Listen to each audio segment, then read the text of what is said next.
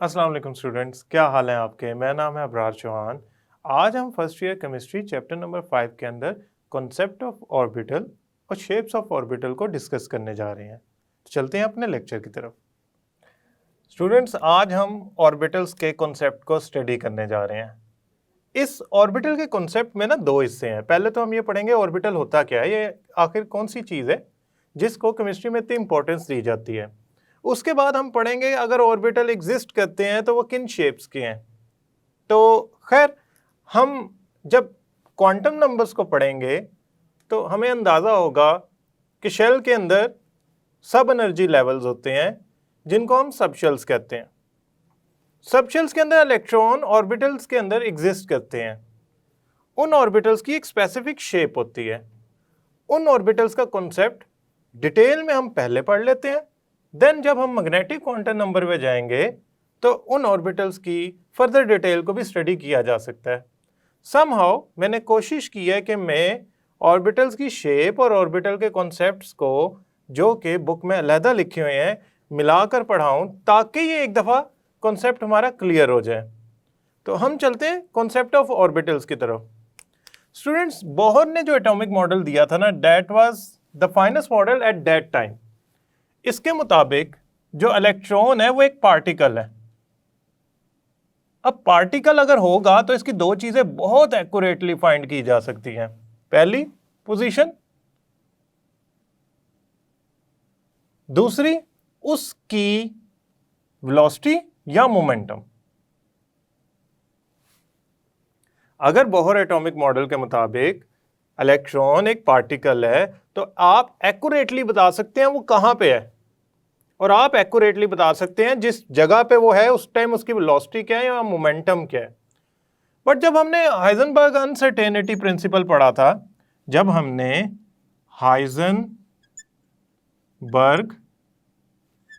Uncertainty principle पढ़ा था तो हमने क्या पढ़ा था? हमने ये पढ़ा था कि यू कैन नॉट फाइंड, मैं लिख देता हूं, we can not find accurate position and momentum simultaneously। यहां आप यूं समझ लें, अगर आप किसी इलेक्ट्रॉन का एक खास जगह पे पोजीशन और उसी खास जगह पे मोमेंटम फाइंड करना चाहते हैं तो दोनों वैल्यूज में से एक आप एक्यूरेटली फाइंड कर लेंगे, दूसरी अनसर्टेन हो जाएगी। दूसरी ऐसी वैल्यू आएगी जो आप कहेंगे ये तो सही नहीं है, एक सही आ जाएगी। उसकी वजह क्या थी? मींस ये अनसर्टेनिटी डेवलप होने की वजह क्या थी? Actually we were thinking that जो इलेक्ट्रॉन है वो वेव नेचर भी रखता है। तो व्हेन वी डिस्कवर्ड, जो डेविसन और जर्मर के एक्सपेरिमेंट में डी ब्रोगली इक्वेशन जो थी, जब डेविसन और जर्मर के एक्सपेरिमेंट में डी ब्रोगलीज इक्वेशन हमने को प्रूव किया था कि आप इलेक्ट्रॉन यानी कि छोटे पार्टिकल्स पे वेव नेचर और उससे पार्टिकल नेचर दोनों एक्सपेक्ट कर सकते हैं, तो बोहर एटॉमिक मॉडल को हाइजेनबर्ग अनसर्टेनिटी ने, आप यूं समझ लें, फ्लॉप करार दे दिया या गलत करार दे दिया, क्योंकि आप अगर इलेक्ट्रॉन की नेचर डबल समझते हैं। कौन कौन सी नेचर समझते हैं? आप समझते हैं इलेक्ट्रॉन जो है वो वेव भी है, इलेक्ट्रॉन जो है वो वेव नेचर भी शो कर रहा है, इलेक्ट्रॉन जो है पार्टिकल नेचर भी शो कर रहा है। In that scenario Heisenberg uncertainty principle कहता है कि आप उसकी दोनों चीज़ें फाइंड नहीं कर सकते। हाँ, ये तो प्रूव हो गई बात कि इलेक्ट्रॉन की दोनों नेचर्स होती हैं। So we can not find position and velocity of that electron accurately at the same time. तो हमने ऐसी थ्योरीज का करना ही क्या है जिसमें जो न्यूमेरिकल वैल्यूज वो थ्योरी आपको सजेस्ट करती है उसकी एक्यूरेट वैल्यूज ना आए।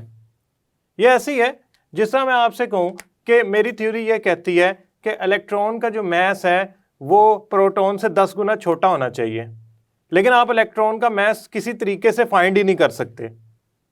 तो अब आप मेरी बात तो मानेंगे नहीं, आप कहेंगे सर हो सकता है वो 100 गुना छोटा हो सकता है कि उसकी वैल्यू जो है वो प्रोटॉन से बड़ी हो, कुछ भी हो सकता है, because you do not have the accurate measurement.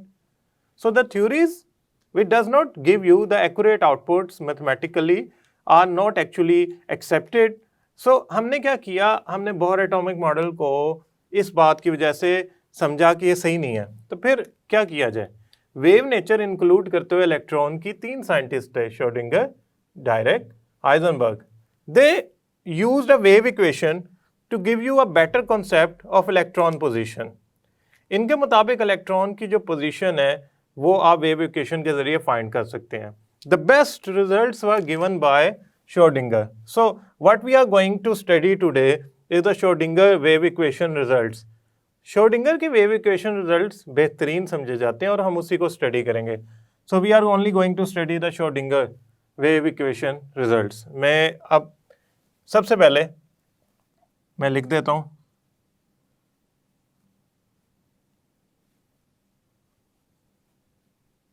Schrodinger ने हाइड्रोजन के लिए जो वेव इक्वेशन मॉडल दिया था ना, उसके मुताबिक आप इलेक्ट्रॉन की एग्जैक्ट पोजीशन फाइंड करने के बजाय ना, इसके जो रिजल्ट हैं वो बताते हैं कि आप इलेक्ट्रॉन की प्रोबेबिलिटी बता सकते हैं, मैक्सिमम प्रोबेबिलिटी. यानी कि आप ये नहीं कह सकते इलेक्ट्रॉन एग्जैक्टली, फॉर एग्जांपल ये एक न्यूक्लियस है, ये एक ऑर्बिट है, इस ऑर्बिट की इस जगह पे 100% इलेक्ट्रॉन मौजूद हैं. आप ये नहीं कह सकते. श्रोडिंगर वेव इक्वेशन सेज, या श्रोडिंगर वेव इक्वेशन के जो रिजल्ट्स हैं वो आपको मैक्सिमम प्रोबेबिलिटी बताते हैं, मैक्सिमम प्रोबेबिलिटी बताते हैं कि इलेक्ट्रॉन अराउंड द न्यूक्लियस कहां होगा, कहां एग्जिस्ट करता होगा. ठीक है. अब देखिए बात यूं है कि अगर मैं इलेक्ट्रॉन की एक्यूरेट पोजीशन फाइंड नहीं कर सकता, अगर मैं इलेक्ट्रॉन की एक्यूरेट पोजीशन फाइंड नहीं कर सकता तो फिर पता है क्या मसला आएगा, इलेक्ट्रॉन यहां भी हो सकता है, कुछ परसेंटेज के लिए यहां भी हो सकता है, कुछ परसेंटेज के लिए यहां भी हो सकता है, कुछ परसेंटेज के लिए यहां भी हो सकता है. So rather than telling other people कि ये इलेक्ट्रॉन इस ऑर्बिट में एक्यूरेटली यहां है, मैं कहूंगा इलेक्ट्रॉन पाए जाने की पॉसिबिलिटी न्यूक्लियस से इस एरिया तक मैक्सिमम होगी, इससे ऊपर जाएंगे तो कम हो जाएगी, इससे नीचे जाएंगे तो भी कम हो जाएगी. तो हमने कहा इसका मतलब इलेक्ट्रॉन किसी स्पेस या वॉल्यूम के अंदर एग्जिस्ट करता है, रादर देन वो मैं कहूँगा ऑर्बिट के अंदर घूम रहा है, एक्यूरेट पोजीशन पता लगे.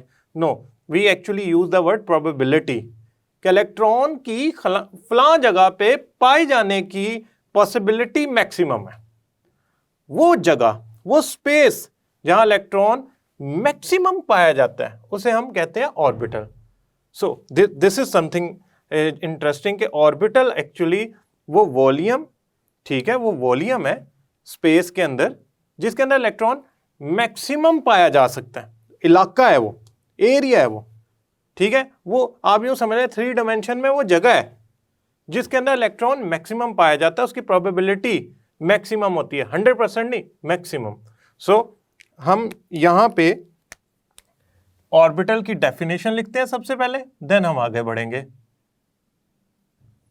क्योंकि हमें एक कंफर्म बात होगी कि अगर हम वेव इक्वेशन के जरिए रिजल्ट से फाइंड करेंगे तो इलेक्ट्रॉन की मैक्सिमम प्रोबेबिलिटी आएगी कि यहां इस वॉल्यूम ऑफ स्पेस के अंदर इलेक्ट्रॉन पाया जाता है. So let's go for the definition of orbital. The volume of space in which the probability of finding electron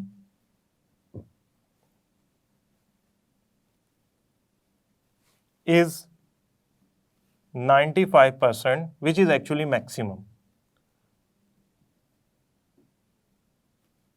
यानी कि आपकी वो जगह जहां पे इलेक्ट्रॉन पाए जाने की प्रोबेबिलिटी मैक्सिमम होती है, वो वॉल्यूम, इलाका जहां पे इलेक्ट्रॉन मैक्सिमम पाया जाता है, वो कहलाता है ऑर्बिटल. ऑर्बिटल को sometime we refer with 2 other names. The first one is spread of charge around nucleus, nucleus के इर्द गिर्द चार्ज कितना फैला हुआ है, इसको हम डिस्कस करेंगे। And the second one is actually electronic cloud, कि वो जो ऑर्बिटल्स के अंदर मौजूद इलेक्ट्रॉन है वो इलेक्ट्रॉनिक क्लाउड अगर बना रहे हैं तो वो इलेक्ट्रॉनिक क्लाउड जो ऑर्बिटल कहलाएगा। खैर समझो, ऑर्बिटल में 95% इलेक्ट्रॉन पाए जाने की प्रोबेबिलिटी होती है।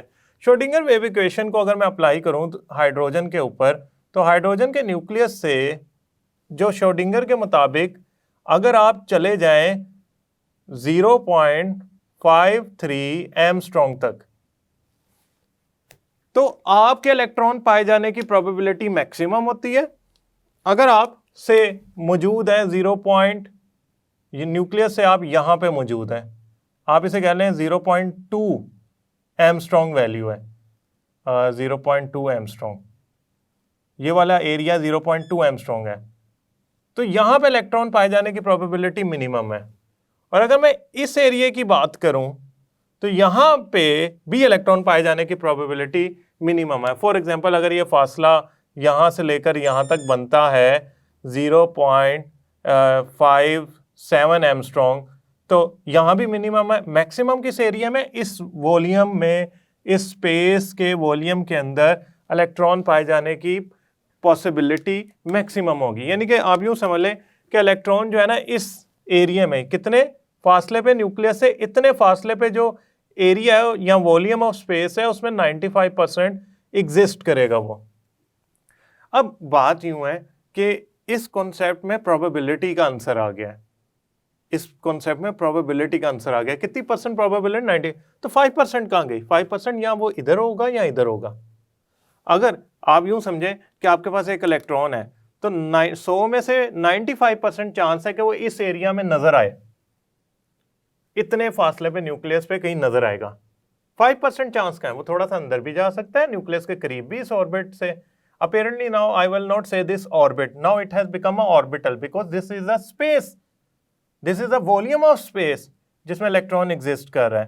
तो ऑर्बिट तो एक प्रॉपर लाइन है ना जिसके अंदर 100% इलेक्ट्रॉन एग्जिस्ट करता है, which is not possible right now. Electron इस वॉल्यूम के अंदर अंदर एग्जिस्ट कर रहा है। इसको हम एक्सपेरिमेंटली भी थोड़ा सा जज करते हैं, बट समहाउ आपने एक बात नहीं गौर की, ये वही वैल्यू है जो बोहर एटॉमिक मॉडल में आई थी। This is the same value given by Bohr's. So apparently जो श्रोडिंगर वेव इक्वेशन मॉडल है वो ज़रा बेहतर है, क्योंकि उसकी जो वैल्यू है वो आपके बोहर एटॉमिक मॉडल से भी मैच कर रही है और एक्सपेरिमेंटली भी तकरीबन इतना ही फासला आता है। सो हमारा जो कॉन्सेप्ट था ना, शॉर्ट क्वेश्चन आता है। शॉर्ट क्वेश्चन क्या आता है कि ऑर्बिटल क्या है, आपने कहना है ऑर्बिटल असल में वॉल्यूम ऑफ स्पेस है। किस चीज़ के लिए?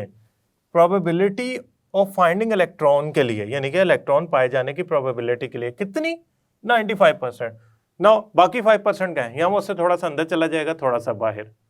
आप यूं समझे, अब मैं इस डायग्राम को थोड़ा आपको समझाना चाहता हूं by using X ray to find the position of electron. अब मैं क्या करूंगा, मैं पोजीशन ऑफ इलेक्ट्रॉन के जरिए फाइंड करने के तरीके को अपनाते हुए बताऊंगा। ये है न्यूक्लियस। मैंने क्या किया, एक्सरे के जरिए इलेक्ट्रॉन की हाइड्रोजन के फर्स्ट ऑर्बिटल के अंदर फाइंड करने की कोशिश की कि क्या जगह आती है।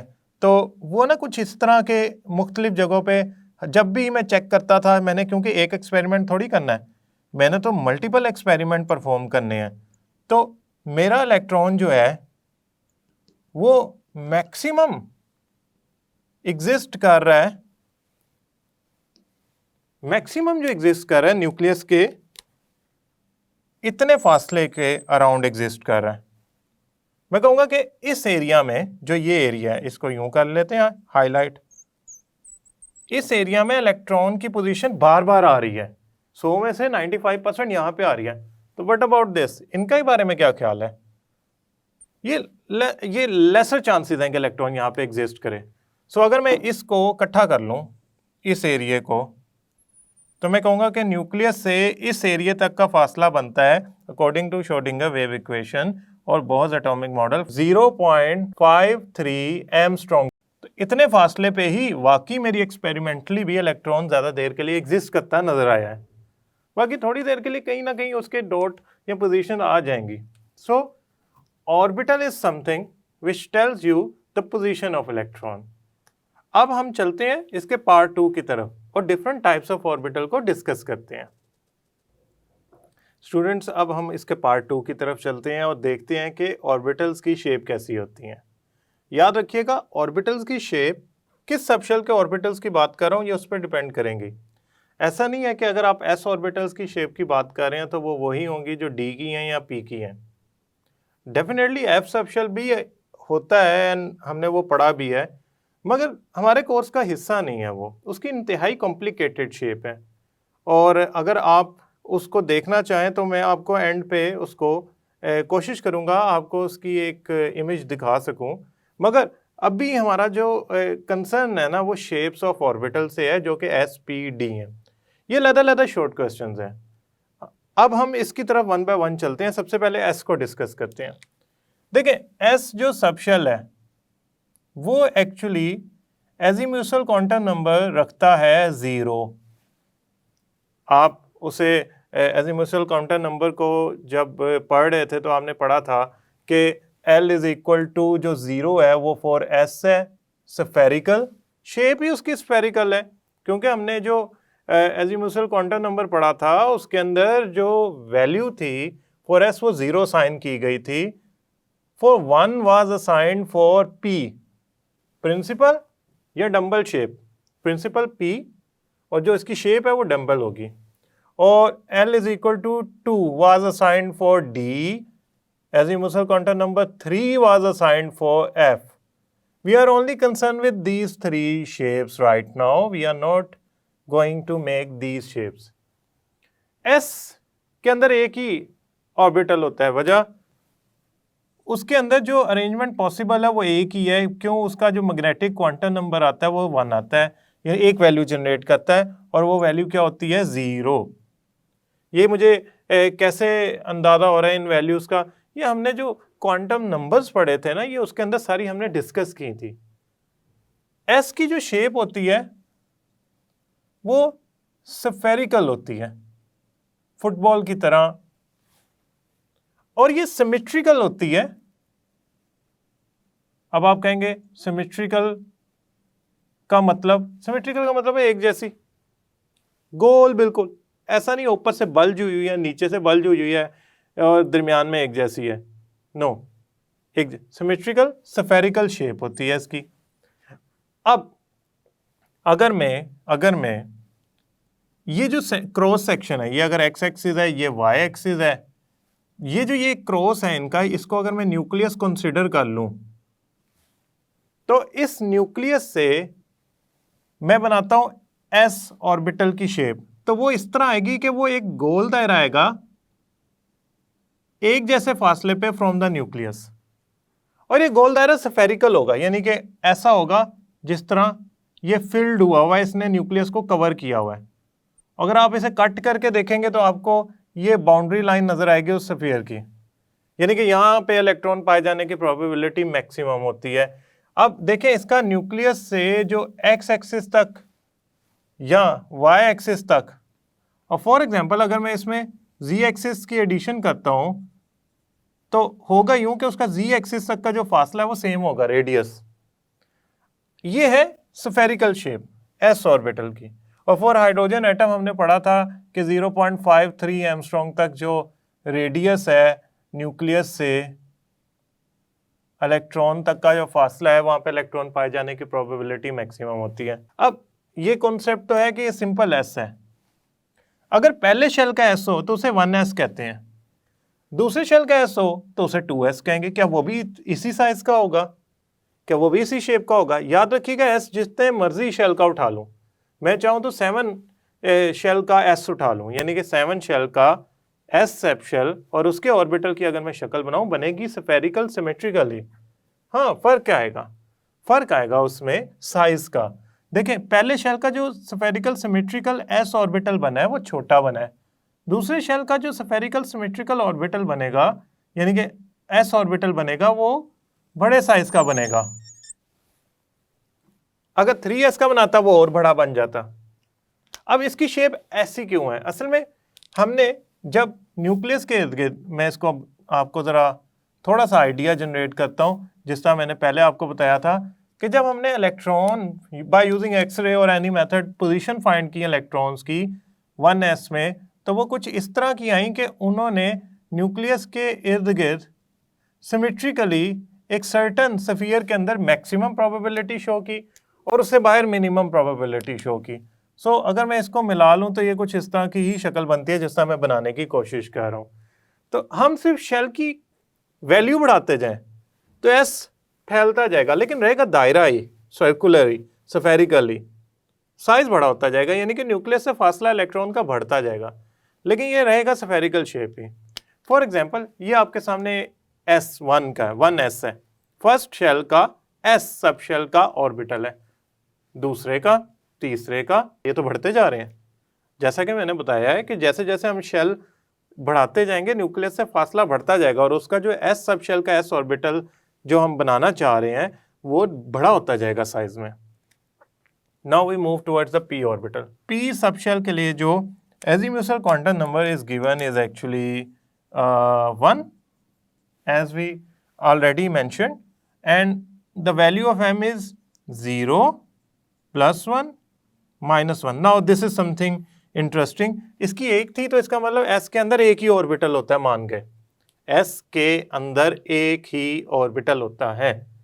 इसमें तो ऑर्बिटल्स की 3 पॉसिबल अरेंजमेंट बन रही हैं। क्यों?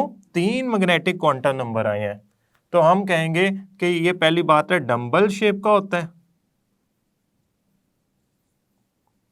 दूसरी बात है इसमें 3 पॉसिबल अरेंजमेंट्स होती हैं, along X axis, along Y axis, along Z axis. अब हम कोशिश करते हैं इसको बनाने की। देखें जो पहला होता है ना, ये अगर फॉर एग्जांपल आपका न्यूक्लियस है तो जो पहला डंबल बनता है ना वो अलोंग एक्स एक्सिस बनता है। डंबल क्या होगा? 2 लोब्स होंगे।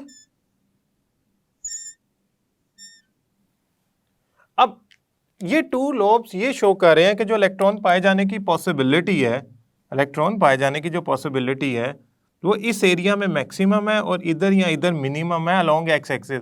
यानी कि इस ऑर्बिटल में जो 2 इलेक्ट्रॉन एग्जिस्ट कर रहे हैं वो इस एरिया में आपको आएंगे नज़र ज़्यादा देर के लिए as compare to any other point. मसलन यहाँ पे लेस देन 5% या मिनिमम आएंगे और ये इस एरिया में एक्स एक्सिस में मैक्सिमम इनकी वो एरिया है, जगह है जहाँ पे इलेक्ट्रॉन पाया जा सकता है। Now for the second one is actually y, जो पी वाई है वो y एक्सिस के लॉन्ग होता है। क्यों? इसमें जो इलेक्ट्रॉन हम ढूंढते हैं या पाया जाता है वो मैक्सिमम इस एरिया में पाया जाता है, तो ये इसकी कुछ इस तरह की y एक्सिस के लॉन्ग अरेंजमेंट होगी। अच्छा, then z axis, definitely z axis क्या होगा? अगर मैं z एक्सिस बनाना चाहूँ तो मैं ऐसा करता हूँ, थर्ड लाइन बनाता हूँ। अब ये थर्ड लाइन किस तरह शो कर रहा है z एक्सिस को, इसको देखते हैं। स्टूडेंट्स ये मेरे पास 3 मार्कर हैं, ये है x एक्सिस, ये एक दूसरे के परपेंडिकुलर हैं। जो तीसरा एक्सिस होगा वो इन दोनों के परपेंडिकुलर होगा, वो इन दोनों के परपेंडिकुलर होगा। अगर आप गौर से देखें तो ये 3 एक्सिस एक दूसरे के परपेंडिकुलर हैं। सो मैंने जो z एक्सिस है उसको इस तरह का इसलिए बनाया है क्योंकि वो x और y के परपेंडिकुलर बनता है। So it should be out of this glass board and away from the this glass board, perpendicular बनेगा यूं। और दूसरी तरफ जो थर्ड मेरा ऑर्बिटल है pz, वो बनेगा इसके अलोंग, इसके बनेंगे 2 लॉब्स ही, डंबल शेप ही रहेगी। अब मैं इसको फिल कर सकता हूँ, लेकिन अपेरेंटली मैंने ये इलेक्ट्रॉन की पोजीशन से समझाने की कोशिश की है।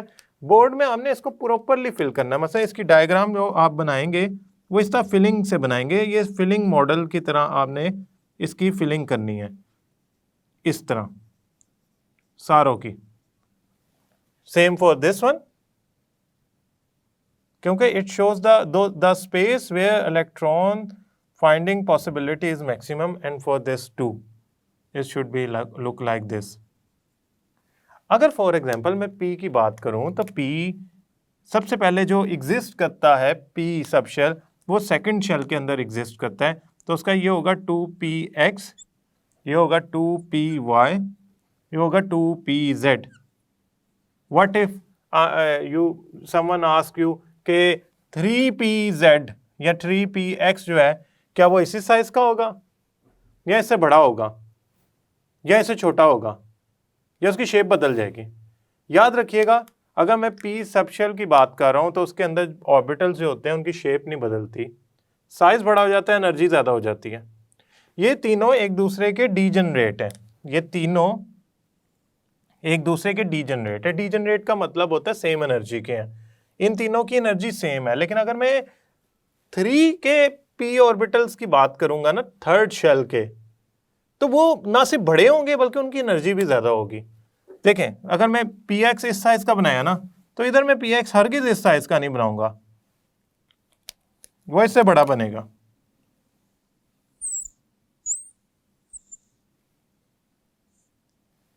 तो आपने याद रखना है कि सेम एनर्जी सेम शेप, सिर्फ ओरिएंटेशन का फर्क है स्पेस के अंदर।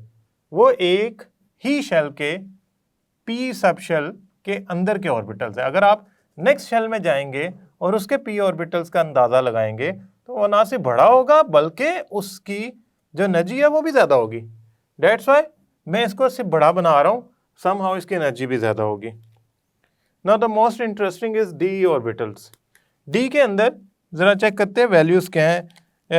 d के अंदर जो हमारी एजीम्यूसल नंबर है वो है 2, और जो मैग्नेटिक क्वांटम नंबर्स हैं वो 5 होते हैं, 0, +1, -1, +2, -2।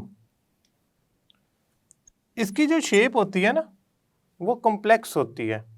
वैसे डंबल शेप कहना या सॉसेज शेप कहना भी मुनासिब है, लेकिन आप इसे समझे कॉम्प्लेक्स होती है। और इस शेप के अंदर 4d होते हैं ना, 4d के ऑर्बिटल्स होते हैं, वो एक जैसे होते हैं, और एक d का जो ऑर्बिटल होता है वो डिफरेंट होता है। शक्ल में कह रहा हूं, होंगे सारे डीजनरेट। डीजनरेट का मतलब क्या है, मैं दोबारा आपको बताऊं, डीजेनरेट का मतलब होता है सेम एनर्जी वाले ऑर्बिटल्स। अच्छा जी, ये है एक्स एक्सिस, ये है वाई एक्सिस। ये अब मैं देखें, मैंने क्या किया है, एक्सिस की रोटेशन चेंज कर ली, क्योंकि 2D डायग्राम बना रहा हूं तो मैं एक्सिस को रोटेट नहीं करवा सकता 2D के अंदर। तो मैंने अब ये वाला वाई एक्सिस ले लिया, ये वाला जेड एक्सिस ले लिया। ये वाला अब मैंने वाई एक्सिस की बजाय अब मैं लेता हूं ये Z axis, X Y, Y Z, Z X, और ये ले लेता हूं एक्स एक्सिस। मैंने इसे रोटेशन चेंज कर रहा हूं, यानी कि एक्स वाई जी को मैं बना रहा हूं अलोंग द डिफरेंट प्लेन्स। आप यूं समझे, ये 3 आपके पास एक्सिस हैं, Y axis, X axis, Z axis, ठीक है। मैंने ये जो एक्स और वाई एक्सिस बनाया ना, पहले यूं बनाया, एक्स एक्सिस, वाई एक्सिस, फिर मैंने जेड और वाई बनाया इस तरह, यूं, जेड एक्सिस और वाई एक्सिस। फिर मैंने क्या किया, एक्स और जेड बनाया ये। देन मैंने क्या किया है, अब मैं जेड स्क्वायर बनाऊंगा, वो मैं बाद में आपको बताता हूं। और this is X and Y axis. अब जो डी के 5 ऑर्बिटल है ना, उसमें पहला होता है एक्स वाई। अब हमने ना गिनते जाना है, X Y, Y Z, Z X और X square minus Y square, और चौथा होता है जेड, पांचवा होता है जी स्क्वायर। इन चारों की शेप सेम है, ओरिएंटेशन का फर्क है, इसकी शेप ही डिफरेंट है, लेकिन डीजनरेट है, सारे एक एनर्जी पे हैं, कोई एनर्जी का फर्क नहीं है। जो डी एक्स वाई है ना, इसका मतलब पता है क्या है, डी एक्स वाई का मतलब ये है कि जो डबल डंबल की शक्ल है, यानी कि 4 लोब्स बनने हैं बटरफ्लाई की तरह, वो एक्स और वाई एक्सिस के दरमियान में बनेंगे। यानी कि ये न्यूक्लियस है, तो एक लोब यूं बना, एक लोब यूं बना, एक लोब यूं बना, एक लोब यूं। इसका मतलब एक्स और वाई के जो डायग्राम है वो असल में वाई एक्सिस और एक्स एक्सिस के दरमियान में बनती है। वाई और जेड की किसकी एक्सिस के दरमियान में बनेगी, वाई और जेड एक्सिस के दरमियान में। सो इसकी डायग्राम वाई और जेड के दरमियान में लोब्स बनेंगे 4, 1 2 3 4। जेड एक्स के किसके दरमियान बनेंगे, जेड एक्सिस और एक्स एक्सिस के दरमियान। ये देखें जेड और एक्स एक्सिस के दरमियान 1 2 3 4। और X square minus Y square के इस तरह नहीं बनेंगे, मैथ के मुताबिक X square minus Y square को अगर हम डी ऑर्बिटल की हम डायग्राम ड्रॉ करें तो it will look like this. X square पे और Y square, X square minus Y square जो होगा ना वो एक्स एक्सिस पे होगा और वाई एक्सिस के ऊपर बनेगा। यानी कि इसके जो 4 लोब बनने हैं वो on X and Y axis बनने हैं। ये जो बने हैं ये on X and Y axis बने हैं, और ये जो सारे बने इन बिटवीन द बने हैं एक्स और वाई एक्सिस। जी बड़ा जबरदस्त बनता है। ये जेड एक्सिस के अलोंग, ये अगर जेड एक्सिस है के अलोंग इसका एक लोब होता है और जो सेंटर होता है उसके अराउंड एक रिंग होती है।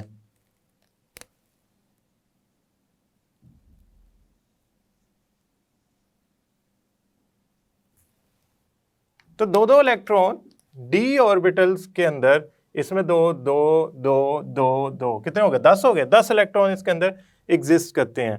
बात यूं है कि इनकी शेप्स आपने याद रखनी है कि जो डी एक्स वाई की है वो एक्स और वाई एक्सिस के दरमियान है, जो वाई जेड की है वाई और जेड एक्सिस के दरमियान है, जेड एक्सिस की है जेड और एक्स एक्सिस के दरमियान है, X square minus Y square X और वाई एक्सिस के ऊपर बनते हैं, और ये डी जी स्क्वायर जो है वो अलोंग द जेड बनता है और उसके इर्द गिर्द रिंग होता है। अब आप कहेंगे सर इनके साथ भी क्या वही ट्रीटमेंट करेंगे? अगर मैं डी बना रहा हूँ, डी वैसे पहली दफा अपीयर किस शेल में होता है, 3 के अंदर, थर्ड शेल के अंदर अपीयर होता है फर्स्ट टाइम। तो अगर ये फर्स्ट टाइम थर्ड में अपीयर होता है तो 4 में भी तो होगा ना। तो 4 में क्या सेम साइज होगा? नो, इससे बड़ा होगा। तो आपने याद रखना वो इससे बड़ा होंगे। 4 के अपने 5 डी जनरेट होंगे, ये 5 आपस में डी जनरेट है, इसके साथ नहीं वो 4 वाला होगा, उसका जो ये साइज है ये भी बड़ा होगा। एक बात याद रखिएगा कि आप जब बोर्ड में इस डायग्राम को बना रहे होंगे तो you need to draw with proper scale. ये डायग्राम जब आप बनाएंगे तो ऐसे नहीं है कि आपने टेढ़ी मेढ़ी लाइन लगाई और आपने इसका प्रोडक्ट बना दी। This would be not acceptable. क्यों? क्योंकि ऑर्बिटल्स अपनी शेप की करेक्टरिस्टिक की वजह से पहचाने भी जाते हैं। मसलन मैं अगर आपके सामने ये ऑर्बिटल बना दूं आप फौरन पहचान जाएंगे पी है। अगर मैं ये बना के कहूँगा पी है तो आप कभी भी नहीं पहचान पाएंगे। एक बात और जो इंपॉर्टेंट है और एमसीक्यू आती है, नोड क्या होता है? नोड देखें, ये है पहला ऑर्बिटल और ये है दूसरा ऑर्बिटल। ये 2s है, ये 1s है। इसके दरमियान ये जो एम्प्टी स्पेस है जहां इलेक्ट्रॉन पाने की प्रोबेबिलिटी मिनिमाइज्ड हो जाती है वो एरिया नोड कहलाता है या नोडल प्लेन कहलाता है। स्टूडेंट्स, मैं उम्मीद करता हूं कि आप ये डायग्राम्स बना लेंगे। स्टूडेंट्स, अब हम कुछ एमसीक्यूज करने जा रहे हैं जो कि हमारे कॉन्सेप्ट ऑफ ऑर्बिटल से रिलेटेड है। सबसे पहला एमसीक्यू हमारा ये है कि the probability of finding electron in an orbital. किसी ऑर्बिटल में इलेक्ट्रॉन फाइंड करने की प्रोबेबिलिटी यकीनन 100% नहीं हो सकती, 100% से कम होती है, 95% होता है। 5% इलेक्ट्रॉन का होता है, 5% उस ऑर्बिटल से बाहर होता है। फॉर एग्जांपल ये एक ऐसा ऑर्बिटल है तो 95% चांस है कि इलेक्ट्रॉन इस ऑर्बिटल के इलाके में वॉल्यूम में एग्जिस्ट कर रहा है। 5% चांस है कि ये इससे बाहर एग्जिस्ट करता है, 95% इस वॉल्यूम के अंदर ही होगा। दूसरी बात, second MCQ, which of the following subshell will have dumbbell shape. Dumbbell shape होती है पी की होती है डंबल शेप, एस की होती है स्फेरिकल, डी और एफ की कॉम्प्लेक्स शेप्स होती हैं। अगर डी को मैं रिप्रेजेंट करना चाहूँ तो वो एक डबल डंबल की तरह की शेप नज़र आती है जिसमें 2 डंबल्स होते हैं जो एक सर्टन एक्सिस पे अरेंज हुए होते हैं। ये डी का है। एफ की कॉम्प्लेक्स शेप होती है काफ़ी। The value of azimuthal quantum number is 2 for which subshell. अच्छा, एजीमुथल क्वांटम नंबर को शो किया जाता है एल से। एस के लिए जो इसकी वैल्यू होती है वो होती है 0, यानी कि एल की वैल्यू फॉर एस होती है 0 और एल की वैल्यू फॉर पी होती है 1, डी होती है 2। तो हमसे 2 का पूछा जा रहा है, एफ के लिए होती है 3, तो हमारा आंसर होगा D. Orbitals having same energy are called degenerate orbitals. Student, degenerate orbitals वो होते हैं जिनकी एनर्जी सेम होती है। कुछ ऑर्बिटल्स ऐसे भी हैं जिनकी एनर्जी भी सेम होती है, शेप भी सेम होती है, उनको हाइब्रिड ऑर्बिटल्स कहते हैं। हाइब्रिड ऑर्बिटल बनते हैं जब डिफरेंट ऑर्बिटल मिक्स हो जाते हैं, से एस और पी मिक्स होके हाइब्रिड ऑर्बिटल बनाते हैं, उनकी सेम शेप सेम एनर्जी होती है। अभी सिर्फ बात हो रही है एनर्जी सेम किसकी होती है, वो है डीजेनरेट ऑर्बिटल। यहाँ पे एक बात याद रखिएगा कि डीजेनरेट ऑर्बिटल में हमारे पास एग्जांपल है P X, P Y, P Z. For example P X जो होगा वो एक्स एक्सिस के लॉन्ग डम्बल होगा, पी वाई जो होगा वो वाई एक्सिस के लॉन्ग डम्बल होगा, पी जेड जेड एक्सिस के लॉन्ग डम्बल शेप रखता होगा। ऑल्दो इनके एक्सिस डिफरेंट है, मगर इसका हरगिज मतलब ये नहीं है कि ये इलेक्ट्रॉन्स जो होते हैं, ये पाए जाने वाले ये जो ऑर्बिटल्स हैं, इनमें कोई एनर्जी का डिफरेंस है। ये जो ऑर्बिटल्स हैं इनमें कोई एनर्जी का डिफरेंस है, that is not the case. इन सारों में एनर्जी सेम होती है। So degenerate orbitals are those orbital which have same energy. In which of the following orbitals of subshell electron is away from nucleus. अब electron nucleus से दूर है, इनमें से कौन सी ऑप्शन करेक्ट है? स्टूडेंट, ये आपके पास 4 ऑप्शंस गिवन है। इनको चेक करने के लिए आपको इनके साइज डिस्कस करने पड़ेंगे।